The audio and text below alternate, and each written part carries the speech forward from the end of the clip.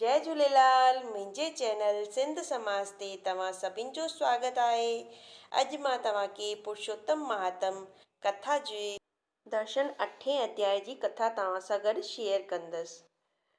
हिन खां पहिरीं मां तव्हां सां गॾु 7 अध्याय शेयर करे चुकी आहियां।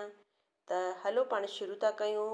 पोइ श्री कृष्ण कन्हैया लाल की जय। श्री कृष्ण भॻवानु चवणु लॻो त युधिष्ठिर हिन कन्या खे वन में गुज़ारींदे केतिरा वक़्तु गुज़री वियो, पर पंहिंजी पिता जी यादगिरी हर घड़ीअ पई सताएसि। इन्हीअ चिंता में ॾाढी दुबरी थी पई। हिकिड़े ॾींहुं ओचितो दरवासा ऋषि वटि अची निकितो। कहिड़ो आहे इहो दरवासा ऋषि, जंहिंखां सभु देवताऊं बि टिॼनि था। सॼे बदन ते बभूती मखियल अथसि, ॼण त महादेव रूप नज़र पियो अचे। श्री कृष्ण भॻवानु चवणु लॻो त हे युधिष्ठिर, हिन दरवासा तुंहिंजी माता कुंतीअ खे देवताउनि खे घुराइण जी विद्या सेखारी हुई। इहो दरवासा मूंखे बि श्राप ॾियण खां कीन हिचकियो, सो ॿुध त मां तोखे ॿुधायां थो। हिकिड़े दफ़े मां रुक्मणीअ सां गॾु घुमण पे वियसि त वाट ते रुक्मणीअ खे उञ अची ॾाढो सतायो, पर जीअं त रस्ते ते जल कोन मिलियो, तंहिं करे मां पृथ्वीअ ते तीर हणी जल प्रकट कयो।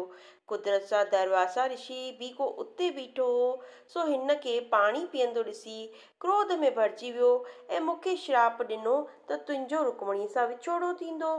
दरवासा ऋषि अतर ऋषिअ जो पुटु अनुसुया जे गर्भ मां पैदा थियल आहे। सो ऋषि खे ईंदो ॾिसी कन्या उथी बीठी ऐं आदर सत्कार करे खेसि विहण लाइ आसन ॾिनई।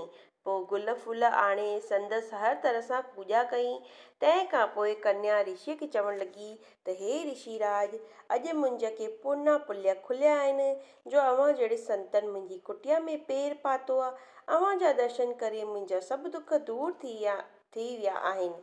अॼु मां पंहिंजो वॾो भाॻ थी सम्झां। दरवासा ऋषि कन्या जे मुख मां इहे वचन ॿुधी चवणु लॻो, हे पुत्री, मां तीर्थ यात्रा कंदो तुंहिंजो जस ॿुधी हिते अची निकितो आहियां। मां तुंहिंजी शेवा तां ॾाढो प्रसन्न थियो आहियां। हाणे घुर जेको घुरनो हुजई। तंहिं ते कन्या चवणु लॻी, हे ऋषि, मुंहिंजी को बि संभालींदड़ कोन आहे। मुंहिंजा माता पिता बि स्वर्गवास थी विया आहिनि। मूंखे न को भाउ आहे, न वरी का भेण आहे, ऐं माता पिता जे वियोग में मां ॻरी कंडा थी वई आहियां। मूंखे कुझु बि मिठो नथो लॻे। ही सारो संसार सुञो थो नज़र अचे। मुंहिंजे पिता बि मुंहिंजे वर जी ॻोल्हा जी चिंता में गुज़री विया, पर अञा ताईं को लाइक़ु वर कोन मिलियो अथमि।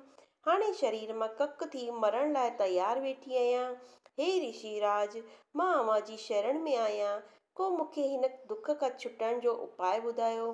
दरवासा ऋषि कन्या जी दुखदायक ॻाल्हि ॿुधी मथसि दया आणे हिन रीति चवणु लॻो त हिते असांजो दर्शन 8 अध्याय जी कथा जो पाठ समाप्त थियो। वरी पाण मिलंदासीं दर्शन 9 सां गॾु। अगरि तव्हां मूंखे चवंदा की तव्हां 2 गॾु कथाऊं पढ़ो त उहो बि मां करण लाइ तयारु आहियां।